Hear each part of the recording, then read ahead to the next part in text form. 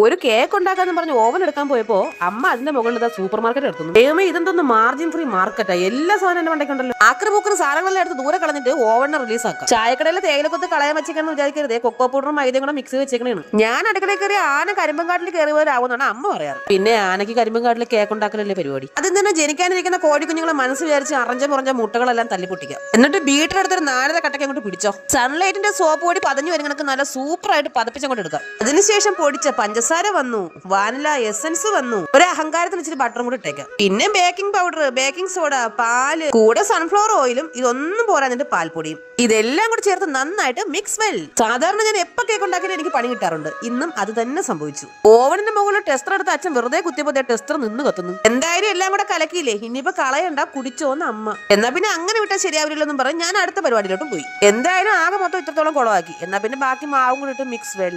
Oven full current. പിന്നെ ഈ കാടിയെല്ലാം കൂടെ കലക്കി കൂട്ടുന്നത് ആർക്ക് കൊടുക്കാനാണാവോന്ന് അച്ഛൻ. എന്തായാലും ഇത്രത്തോളമായി. എന്നാ പിന്നെ കേക്ക് ഉണ്ടാക്കിയിട്ട് എന്നെ കാര്യം. ദൈവമേ, നീ എന്നെ മാത്രം കാത്തോളണേ, മൂലവറ്റം പവർ സ്റ്റേഷനിലെ കറണ്ട് അടിച്ചു പോരുതേ. ഇന്ന് മിക്കവാറും കേക്ക് ഉണ്ടായി കഴിയുമ്പോൾ കരിഞ്ഞ കോഴിയും കൂടെ ഫ്രീ ആയിട്ട് കിട്ടുമെന്ന് അച്ഛൻ. അല്ല, ഈ കോഴിന്ന് ഉദ്ദേശിച്ചത് എന്നെയാണാവോ? ഒരുവിധം കറണ്ട് അടിക്കാതെ എല്ലാം സെറ്റ് ആക്കിയപ്പോഴത്തേക്ക് ഇതേ കറണ്ടും പോയി.